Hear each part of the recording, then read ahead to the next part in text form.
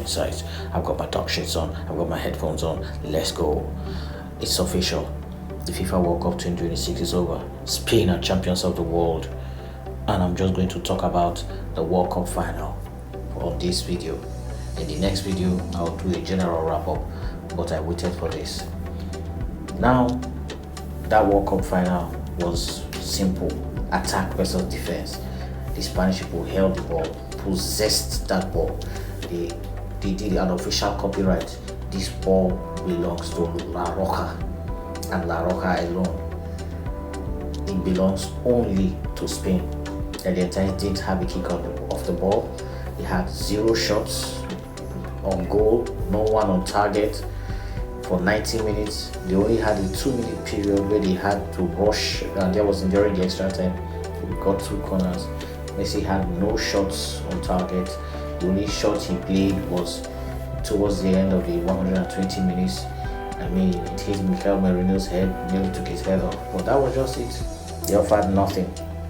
And before the match, I had a preconceived notion that I had to get Lionel Scaloni some flowers. He tried. When I watched some of the things he did, especially against England, he was really smart, really smart. So he's not a world champion by fluke. He's not at all. I had to respect him. But after the respect I gave him before the match, during the match, what did they really do? He played Nico Gonzalez and he played Tagliafico to try and shut down Lamine Yamal. It was on paper, it looked okay because you don't want Yamal to just run free. He didn't want what happened to Spain to happen to his country. I mean, Yamal needs to be doubled. If you leave him alone, he will hurt you and hurt you bad. Even though I want to also add that he wasn't playing at full power. He isn't fully fit. Same thing with Nico. If not, Nico should have been starting ahead of Alex Baena. Then I looked at it. He also tried to jump back the midfield. Rodrigo De Paul, Enzo Fernandez, and the Liverpool midfielder Alexis McAllister. So practically, I looked at it. Low pace. Their own was to just shut down, destroy, get the ball to Messi. Then it's either he finds Julian Alvarez or try and create a magic by himself. It was never going to work against Spain because Spain had an insatiable ability and desire to just hold the ball and possess the ball and make it their birthright. And I knew that if they do that, I predicted it, if they do that, Spain is just going to run around and win 1-0.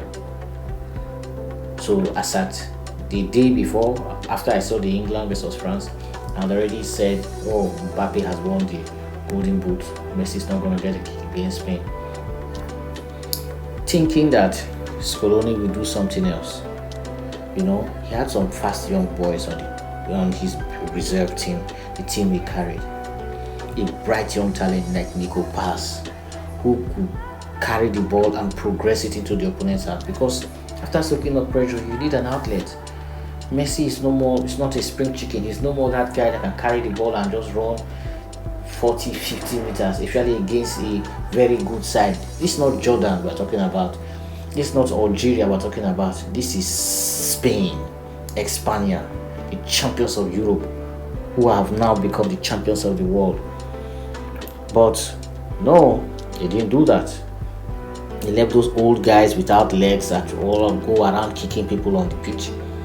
Enzo Fernandez ended up getting a red card, which was long overdue. Nicolas Otamendi, when he was coming in, I knew he was going to also get one, but of course the referee was very lenient. In that match, I expected them to have runners, people that can carry the ball and press up front too, but they didn't do any of that. He stuck to his old trusty team that had carried him to the final. I know as coaches we want to stick to what you know, but when you analyze it deeply, you know what the opponent brings to the table. You've seen them all game, all tournament. You should try and do something different, but he didn't. You know what's funny? I wanted to see what people like the ESPN FC would say about the game. because I remember during the Ronaldo time they called Roberto Martinez spineless. He couldn't make the big call, he couldn't make changes. Tell me why a 38-year-old Messi is playing 120 minutes back to back to back to back when you have a young Nico Paz on the bench. That practically was the key reason why Como is in the Champions League today. That young boy, that I look at his playing style, reminds me of a young Kaka. The only thing that he's left-footed. He can take the ball, run with it. When I first started talking about it, they say I'm Madrid bias because he's a Madrid prodigy. That's why I love him. But if someone like him was in that game yesterday, he would have given Argentina an out ball. He would have been able to drag the ball forward. At least Julian is smart enough to be able to get into good positions to score. But no, come on, it's Messi, and no one has talked about it. And I laugh so badly. I laugh at ESPN FC panel, the crew. They should go and hang their heads in shame. They should be ashamed of themselves for being biased. But I guess some way you can't really run away from bias once you come to sports analysis or analysis or journalism.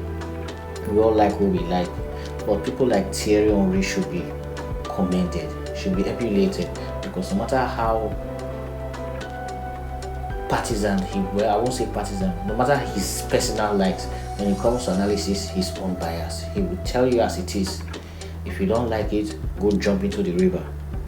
So congratulations to Spain once again. Congratulations to La Roca. Congratulations to Lamine Yamal. Class, respect from Spain. Embarrassment, disgrace, anti-football from Argentina.